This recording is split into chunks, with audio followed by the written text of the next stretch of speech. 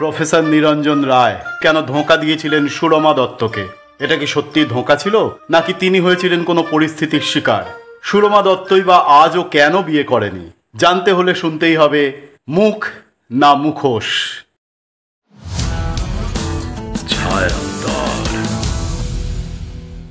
স্বল্প গল্পের জলসা ছায়ান্তরে আজকের গল্প মুখ না মুখোশ। কলেজ স্কোয়ারের এক কোণে বেঞ্চির উপরে বসে আমি আর রাম, সামনে কিছুটা সবুজ ঘাস, তারপরেই কলেজ স্কোয়ারের জলে দাপাদাপি করছে কিছু ছোট ছোট ছেলে মেয়ে। বেঞ্চির চারপাশে ছড়ানো কিছু সিগারেটের টুকরো। আমি বললাম, এখানে বেশিক্ষণ বসে না থেকে চল গিয়ে কিছু খেয়ে আসি, বা নতুন সিনেমা এসেছে অঙ্ক কি কঠিন, ওটা দেখে আসি চল। তখন রাম বলল, আজ আর যাব না, বলল কালকে বরং ম্যাটিনি শোয়ে যাব। তারপর কিছুক্ষণ নীরবতা ভঙ্গ করে আমি বলে উঠলাম, নিরঞ্জন রায়কে চিনিস? রাম বলল, অবশ্যই চিনি, উনি তো আমাদের কলেজের হিস্ট্রির প্রফেসর ছিলেন, তাই না? আমি বললাম হ্যাঁ। তখন রাম বলল, কেন? আমি বললাম, না আসলে ওর সম্বন্ধে একটা কথা শুনলাম। আচ্ছা, ওনার বয়স কত হবে রে? রাম তখন বলল, তা 52-53 তো হবেই। কেন রে, কি শুনলি ওর সম্বন্ধে? তখন আমি বললাম, শোন, সেদিন ভোলাদার চায়ের দোকানে গিয়েছিলাম এক কাপ চা খাওয়ার জন্য। আমি যে টেবিলটায় বসেছিলাম পাশেই বসেছিলেন প্রফেসর নিরঞ্জন রায় আর একজন ভদ্রলোক। বসার পরে এনার ভদ্রলোককে উদ্দেশ্য করে বললেন, জানো, আজ একটা কারণে 22 বছর আগে সমস্ত স্মৃতি মনে পড়ে গেল। এদিকে আমার চাটা তখন ফুরিয়ে গিয়েছিল, কিন্তু কেন যেন একটা অদম্য কৌতূহল আমার মনে চেপে বসলো। প্রফেসর এনআরের 22 বছর আগের স্মৃতি শোনার জন্য আর এক কাপ চা ভোলাদাকে অর্ডার দিলাম, আর হাতে যে গল্পের বইটা ছিল সেটা খুলে বসলাম যাতে কেউ কিছু মনে না করতে পারে। ভদ্রলোক তখন বললেন, কি ব্যাপার?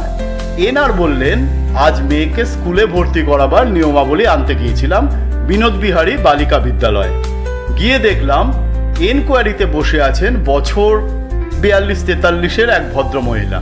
ভদ্রমহিলাকে দেখে অবিবাহিত বলেই মনে হলো। আমার মতোই কালো ফ্রেমের চশমা পরে বসে আছেন ভদ্রমহিলা। গিয়ে জিজ্ঞাসা করলাম, আচ্ছা, আপনাদের এখানে ভর্তি করবার নিয়মাবলী এবং প্রসপেক্টাসটা পেতে পারি? কথাটা শুনে ভদ্রমহিলা আমার দিকে কিছুক্ষণ তাকিয়ে রইলেন। তারপরে এনকোয়ারির জাল দিয়ে ঘেরা জায়গা থেকে বাইরে বেরিয়ে এসে চুপ করে আমাকে একটা প্রণাম করে বললেন, আমাকে না হয় আপনি করে নাই বললেন। আমি কিন্তু চিনতে পারলাম না, তাই তার মুখের দিকে এক দৃষ্টে তাকিয়ে রইলাম। তখন সে বলল, আমাকে চিনলেন না? তা না চেনারই কথা, 22 বছর আগের চেহারা আর আমার নেই। সে যখন এই কথাগুলো বলছিল তখনই লক্ষ্য করলাম তার কপালে জমেছে বিন্দু বিন্দু ঘাম, আর রাগে বা দুঃখে মুখটা লাল হয়ে উঠেছে। চশমাটা খুলে মুখের ঘাম শাড়ির আঁচল দিয়ে মুছতে মুছতে একটা দীর্ঘশ্বাস ছেড়ে বলল, আমি সুরমা দত্ত। 22 বছর আগে হায়ার সেকেন্ডারি পাশ করার পর আপনার সঙ্গে শেষ দেখা। তারপর যখন ফার্স্ট ইয়ারে ভর্তি হলাম আপনার কাছে প্রাইভেট পড়তে যেতাম। এইবার আমি চিনতে পারলাম, সেই সুরমা দত্ত এখনো অবিবাহিত। এই প্রশ্নটা মনের মধ্যে ঘোরপাক করতে লাগলো। আমি বললাম, এখন আছো কোথায়? ও বলল, আপনি যেখানে আমাকে পড়াতে যেতেন সেইখানেই আছি। আমি বললাম, কেন, তোমার হাজবেন্ড? ও একটু হাসলো। হাসিটা কিন্তু খুব রুক্ষ লাগলো আমার কাছে। একটু ধরা গলায় বলল, আপনার জন্যই তো এতদিন অপেক্ষায় ছিলাম। তা যাক সে কথা, আপনি যেন কি জানতে চাইলেন? আমার গলার স্বরটা তখন প্রায় বন্ধ হয়ে গেল। একটা ঢোক গিলে বললাম, ভর্তি করবার নিয়মাবলী। ও একটা কাগজ দিয়ে বলল, নিন, এই কাগজটার মধ্যে সবই লেখা আছে। কাগজটা নিয়ে চলে এলাম, আর প্রসপেক্টাসটা নিয়েও।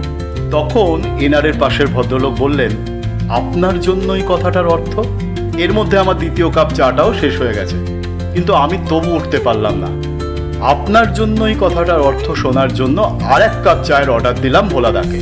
যদিও বুঝলাম যে এত চা খাওয়ার ফল খুব একটা ভালো হবে না, তবু কৌতূহল দমন করতে পারলাম না জানিস। ভোলাদাকে চায়ের অর্ডার দেওয়ার সময় সে একবার আমার দিকে তীক্ষ্ণ দৃষ্টি নিক্ষেপ করে চা দিয়ে গেল। এবার প্রফেসর এনআর বলতে আরম্ভ করলেন, 2003 সাল MA পাশ করার পরেই কলেজের প্রফেসর হয়ে গেলাম। সেই সময় এক বন্ধুর পাল্লায় পড়ে সুরমাকে পড়াতে আরম্ভ করলাম। আমার বন্ধুটি আবার সুরমার দূর সম্পর্কের দাদা। সুরমা তখন ফার্স্ট ইয়ারের ছাত্রী, বয়স ওই 19-20 মতো, দেহে পূর্ণ যৌবন, পড়াশোনায় বেশ ভালোই মেয়ে ছিল সুরমা। বালিগঞ্জে নিজেদের বিরাট বড় বাড়ি ছিল সুরমাদের। আমি সেইখানে গিয়েই পড়াতাম। আমার বেশ মনে আছে হায়ার সেকেন্ডারি পরীক্ষায় ফার্স্ট ডিভিশনে পাশ করেছিল সুরমা। যদিও তাতে আমার খুব একটা কৃতিত্ব ছিল না, তবু একদিন ভরপেট খেয়েছিলাম সুরমাদের বাড়িতে। সুরমা তখন থার্ড ইয়ারে পড়ে। তখন আমার আর সুরমার মধ্যে শিক্ষক আর ছাত্রীর সম্বন্ধ ঘুচে গিয়ে একটা নতুন রকমের সম্বন্ধ গড়ে উঠেছিল। আমিও তখন প্রাপ্তবয়স্ক যুবক, সুরমাও তখন প্রাপ্তবয়স্কা যুবতী। পড়াতে গিয়ে 1 ঘন্টার পরই আমরা বেড়াতে বেরিয়ে পড়তাম। তারপর এখানে ওখানে ঘুরে বেড়াতাম, হাসি ঠাট্টা করতাম, গল্প গুজব করতাম। সুরমার প্রতি আমার কেমন যেন একটা দুর্বলতা ছিল। ঠিক তখনই ভদ্রলোক বলে উঠলেন, আচ্ছা নিরঞ্জনবাবু, কটা বাজলো? আর এখানে বসে গল্প করা বোধহয় ঠিক হবে না, চলুন কোনো পার্কে গিয়ে বসে বরং গল্প করি। এনার বললেন 7:35। চলো। এদিকে আমার মনটাও কেমন যেন হয়ে গেল, বোধহয় আপনার জন্য শেষটুকু শুনতে পাবো না। যাক, ভোলাদাকে টাকা পয়সা মিটিয়ে ওখান থেকে বেরিয়ে এলাম। চায়ের দোকানের পাশের বাড়িটায় হেলান দিয়ে দাঁড়িয়ে রইলাম প্রফেসর এনআরকে ফলো করার জন্য। যদিও বুঝলাম এ আমার অত্যন্ত অন্যায়, তবু কেমন যেন কৌতূহলটা দমন করতে পারলাম না। কেমন যেন একটা দিশেহারা হয়ে প্রফেসর এনআরের পেছন পেছন দেশবন্ধু পার্কে গিয়ে ঢুকলাম। পুকুরটার ধারে গিয়ে দুজনে বসে পড়লেন। আমি পুকুরের ধারে রেলিংয়ের কাছে ঘাসের উপর বসে কান খাড়া করে রইলাম। এনআর আবার বলতে আরম্ভ করলেন। এবার একটু আস্তে আস্তে শোনা যাচ্ছিল, তবু যথাসম্ভব সচেতন হয়ে শুনতে থাকলাম। শুধু আমার কেন, সুরমারও আমার প্রতি বোধহয় একটা দুর্বলতা ছিল। সুরমার ও আমার একটা সম্পর্ক যখন গড়ে উঠেছিল, তখন সব সেটেল করে বিস্তারিতভাবে মাকে চিঠি লিখলাম। মা বাবা তখন দেশের বাড়িতে থাকেন। মা উত্তরে লিখলেন যে তার কোনো অমত নেই। তিনি আরও লিখলেন, তোমার বোঝবার বয়স হয়েছে, তুমি যা করবে নিশ্চয়ই বুঝে শুনে করবে। তখন তো আর ফোন, হোয়াটসঅ্যাপ এত রমরমা ছিল না। মা আরও লিখলেন যে আমি তোমার বাবাকে জানাইনি, তুমি তার কাছে চিঠি লিখে তার মতটাও অবশ্যই জেনে নিও। বাবাকেও আলাদা করে চিঠি লিখলাম তার মতের জন্য, কিন্তু মত পেলাম না। ভাবতে পারেন, সেই 2002-3 সালেও ব্রাহ্মণ কায়স্থর ভেদাভেদটাই বড় হয়ে উঠত সামাজিক অনুষ্ঠানে। আর আমার বাবা ভীষণ গোঁড়া ছিলেন এই ব্যাপারে। তিনি চিঠিতে আমাকে লিখলেন, এই বিষয়ে আমি মত দিতে পারবো না। মনটা উদ্ভ্রান্তের মতো হয়ে গেল। যেদিন বাবার চিঠি পেলাম সেই দিনই চলে গেলাম সুরমাদের বাড়িতে। গিয়ে বললাম, মার অসুস্থতার সংবাদ পেয়েছি, তাই একবার দেশে যাচ্ছি, তাড়াতাড়ি ফিরবো, চিন্তা করো না, কিছুদিন অপেক্ষা করো, ফিরে এসে সব ব্যবস্থা করে ফেলবো। বাড়ি গিয়েও বাবার মত আদায় করতে পারলাম না। রাগারাগি করে দেশ থেকে চলে গেলাম জামশেদপুর। 5 বছর পর একটা চিঠি পেলাম, মার খুব অসুখ, তিনি একবার আমাকে দেখতে চেয়েছেন। আবার দেশে চলে গেলাম। এসে শুনলাম মা শুধু আমাকে নয়, আমাকে সস্ত্রীক দেখবার জন্য মেয়ে ঠিক করে রেখেছেন। শয্যাশায়ী মার মুখ দেখে অমত করতে পারলাম না, বিয়ে করে ফেললাম। কিন্তু আজকে বুঝছি যে আমার খুবই অন্যায় হয়েছিল। আমি সুরমাকে আমাদের বিয়ের কথা জানাতে পারিনি, না জানাতে পারিনি, আর আমি এতটা ভাবিও নি। তারপর আর আমার সাথে সুরমার দেখাও হয়নি। ভদ্রলোক তখন বললেন, ছি ছি, একটা মেয়ের জীবন নষ্ট করবার অধিকার তো আপনার নেই। এনার বললেন, সত্যি বুঝতে পারছি যে সুরমার জীবনটা নষ্ট করবার জন্য আমি দায়ী, কিন্তু আমি যে তাকে অপেক্ষা করার কথা বলেছিলাম তা আমার মনেই ছিল না। তারপর তারা দুজন কখন যে উঠে গেছেন জানি না, আর কিছু বলেছেন কিনা তাও আমি শুনতে পাইনি। শুনতে শুনতে কেমন যেন অচেতন হয়ে গেছিলাম। একটা পুলিশ এসে বলল, ইয়া পর কিউ बैठा है। তাড়াতাড়ি লাফিয়ে উঠলাম, বললাম ঘুমিয়ে পড়েছিলাম।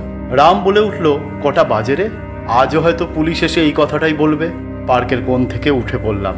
এগিয়ে গিয়ে রাস্তার আলোতে দেখলাম 11:05। দুজনে বাড়ি যাওয়ার জন্য পার্ক থেকে বাইরে বেরিয়ে এলাম। পার্কের মধ্যে নীরবতা যেন আরো গভীর হয়ে উঠল। শুধু ঝিরঝির বাতাসের মধ্যে আমার কথাগুলো ভেসে বেড়াতে লাগলো। বেরিয়ে আসার পর পেছন দিকে তাকিয়ে দেখলাম পার্কের মধ্যের আলোটা সুরমার জীবনের মতোই একবার বেশ উজ্জ্বল হয়ে জ্বলে উঠে নিভে গেল। শুনলেন গল্প মুখ না মুখোশ। রচনা সমরেশ ভৌমিক। গল্প পাঠে সৌম্য। সম্পাদনা ও শব্দ সংযোজনে উষ্ণিস। যদি আমাদের গল্প মুখ না মুখোশ ভালো লেগে থাকে তাহলে অবশ্যই লাইক, শেয়ার এবং কমেন্ট করবেন। আর যারা এখনও আমাদের চ্যানেল ছায়ান্ত সাবস্ক্রাইব করেননি তারা অবশ্যই সাবস্ক্রাইব করে বেল আইকনটা প্রেস করে দেবেন।